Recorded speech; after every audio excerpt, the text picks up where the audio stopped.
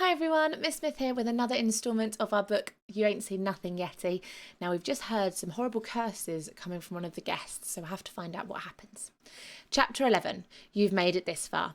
Chapter 11, Would you ever believe that you've stuck with me and my weird family for this long? So far, so strange, right? Well, I let you in on a secret.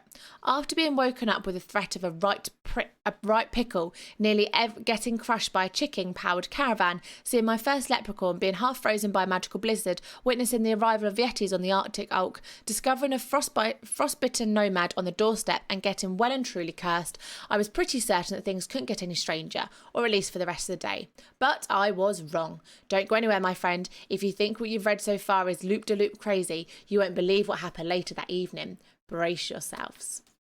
Chapter 11. Let the festivities begin. This way, I huffed over my shoulder as I ran down the corridor with Zingri bounding along beside me. After all the earlier madness, Mum had sprung into action and started barking orders, making preparations for tonight Trogmanny's Fest. Cursed or not, there was no way she was going to let our Trolliday weekend be disappointed. Nancy made quick work of knitting scarves and woolly hats for everyone, while Oof was put in charge of leading the Arctic oak out of the gardens to graze in the snow. Dad took Orphis and Unga for a drop of blue bottle brandy in the garden, and I was given the afternoon off to show Zingrid around the hotel. The only person who refused to join in the fun was great-great-great-granny Regurgita. I called her room in the yellophone to say that the Quinzeys were staying with us, but she told me to bog off, whelp. So that was one of my jobs done for the day. Brilliant. Wait till you see this, I said as we turned the corner near the dining room. We'd already been up to the observatorium to look out over the frozen oceans and see how far the storm had stretched. Then we slid all the way down off the banister to the great staircase, and now we were heading outside. You'll love it, I said, pushing open the kitchen door and ducking as a ladle of hot soup flew over my head and clashed against the hallway wall. Just through here. Nancy had finished her knitting and was whizzing about on the stove, getting ready for tonight's feast.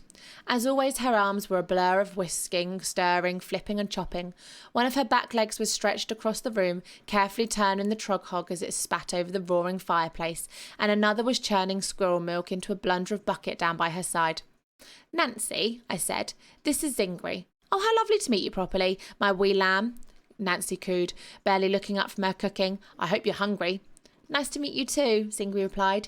Yes, it looks belly bulging. Her eyes were the size of saucers. I don't think Yetis eat much more than stewed mountain goat up in the Himalayas, so the sight of all this food being prepared must have tinkled her belly. Between you and me, I'm having a terrible trouble, Frankie, Nancy said, furiously stirring a huge pot of bubbling green liquid. I don't know why, but my sea scum soup seems to have turned into snot. Zingri glanced at me and let out a little giggle. Oh no, I said, and grabbed my new Yeti friend by the arm. Poor Nancy had missed Maundy Maloney's rant, and I had no idea that some of her best dishes had been hexed. I didn't have the heart to tell her that the minkle meat pies were probably going to taste like dry wood droppings as well.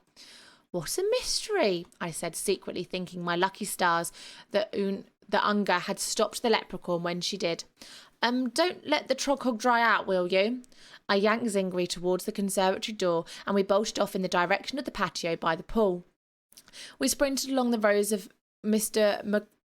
Crocom's plant pots until Zingri stopped in her tracks when we reached the far door and gasped. Everything inside the garden looked incredible. The lanterns had been lit in the garden, and the hundreds of birdhouse-sized boxes that lined their branches had been brightly decorated by their pisky inhabitants.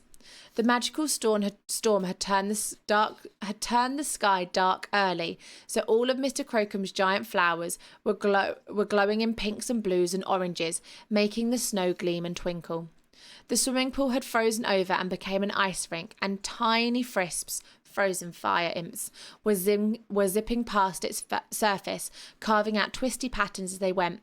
Cold, I'm so cold, wailing Norris was standing on the pool steps, waist high in ice. You're a ghost, Norris, I yelled. You're always cold. Oh, yes, Norris mumbled. He blushed and sank from view, muttering, know-it-all. I smiled to myself as I looked around at our guests enjoying the wintry weather. None of us had ever had a trogamy like this before, and it was a relief to see that everyone seemed to have been having fun, even though it was sunny and warm. Beryl Dunch was blundered up in a blanket at the top of the waterside slide. She had a hot water bottle in her lap and was licking fish skeletons like they were ice pops. It reminded me of the time I turned left at Greenland by mistake, she said, slurping down chunks of frozen sardine heads. I didn't notice until I was practically run over by an iceberg. Gladys Potts was chasing snowflakes this way and that in full poodle form, and the Molar sisters were lying on the floor making snow fairies. It's terrific, Zingri laughed. I've never seen so many unfurry people. Well, there's plenty more to see, I said, and led her to the patio wall to look down on the garden below. Moss gremlins were swinging from the Arctic oak's antlers as it munched away on the compost heap. The Oompa-Loomp from the morning was having a snowball fight with Oomph, and Hoggett was galloping about melting icicles that hung below the enchanted benches as they floated past. Ha! We have snow all the time, but our village isn't nearly half as much fun as this, Zingri said. Ear, am I dreaming? The lawn suddenly grunted, making Zingri's eyes widen with surprise. Winter? It was sunny when I nodded off, the old grass gus gumbled. Someone has built a snow goblin on the lawn's head, and he was frantically nodding from side to side, trying to topple it. How long have I been asleep? Hope you're enjoying our book of Nothing, You Ain't Seen Nothing Yeti. I most certainly am. Come again tomorrow to find out what happens. Bye, guys.